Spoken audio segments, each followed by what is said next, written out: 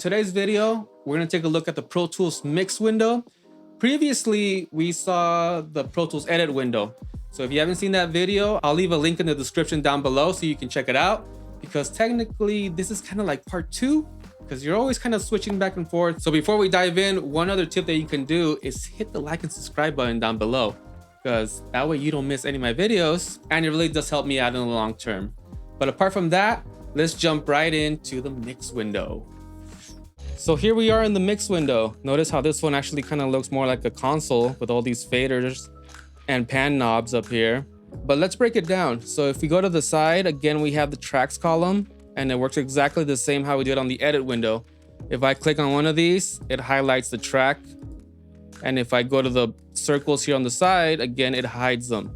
As I mentioned in the previous video, make sure you mute them if you're gonna hide them, because if it does have audio, it's gonna play.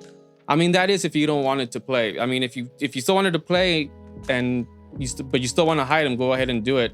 But just keep that in mind though when you're hiding these. Going straight down, we have the groups. So in the groups tab here, if I were to select, let's say, these 4 tracks, and I make a group out of them using Command G, label that drums. Now we have a little group here called drums, and notice how it's highlighted. So let's say I had a mix going and my faders were set to something like this. And I don't want to move it. I like it how it is, but I want to lower the volume overall. So I would just go here, highlight it, drums tab there, and then I can move all the faders without having to go one by one and readjusting them how they were, spaced out. So now let's look at the actual tracks here. We'll start with this audio track. Starting from the very top here, we have our inserts A through E. This is where we would put our plugins, whether it's an EQ, a compressor, whatever it is, you would put it here. There's 5 slots. If you need more, you can either right click on the name here where it says inserts A through E and see all these options to give you more slots right there. See, inserts F through J. Now we have 10 in total. Or you can go way down here, click on this little tab right here, and we get the same menu, and you can deselect or select them as you wish. We have, following that, we have the sends A through E. This is where we route the audio to a different destination. And then going straight down, we have our inputs and outputs. This is where you can designate where the audio wants to go, or where you want it to go, I should say. Underneath that, we have the automation settings. We have read, touch, latch, touch/latch, and write. And then underneath that, we have our pan. If you need to pan it to the left or the right, however you want it.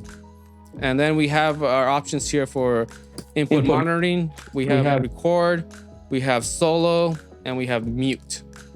And then right here, we have our fader, which you can bring up and down. To the side, we have the meters here. You can make them a bit bigger by clicking, option, command, control, and they get a little bit wider if you need that. And also, if you right click on them, you have other options for different meter types. Going straight down now, we have the name of the track. If you double click on it, we get this window here that lets you rename the track. Or you can also right click on it and choose rename down here like before. Underneath that, we have our delay compensation. And then underneath that, we have a comment section. So you can write whatever you need to, like keep this track,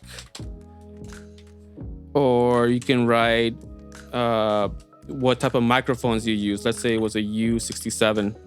Whatever you choose, you can write their comments. And then underneath that, we have this little color bar here, which again, if you double click on it, just like before on the edit window, we can choose different colors for our tracks.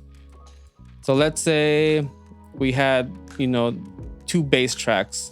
So here's one of them, and here's 2 of them. I would probably label them, let's go with yellow. And now I can easily identify my bass track by knowing that it's yellow. So that was just your basic mono audio track. Over here in purple, I have a stereo version, it works exactly the same, but you have 2 pan knobs here because it's in stereo now. So that's really the only difference when it comes to the audio mono and stereo.